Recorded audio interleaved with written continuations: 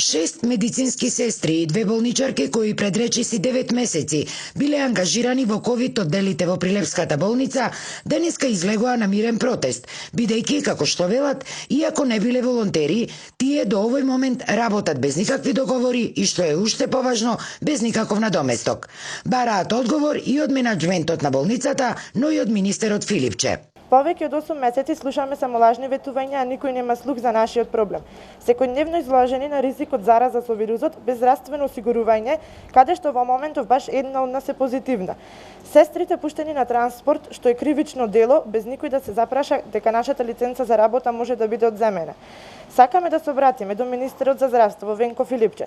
Ве замолуваме да ни одговорите на нашата деградација. Зошто има поделба? На дел од персоналот дадовте договори, на дел не. Загрижени за своето здравје, но и за нерешениот статус, тие го потсетуваат министерот Филипче и на трагедијата во модуларната болница во Тетово. Зарем не се запрашавте доколку истото се случеше со Прилепската модуларна болница, како што со Тетовската? Кој ќе одговараше за нашите животи и како ќе бевме пријавени?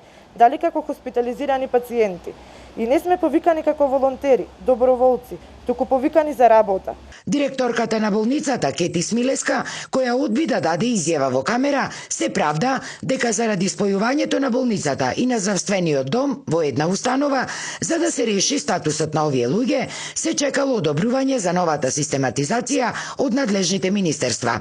Инаку вкупниот број на ангажирани медицински лица за помош во ковид одделите при Прилепската болница изнесува 16.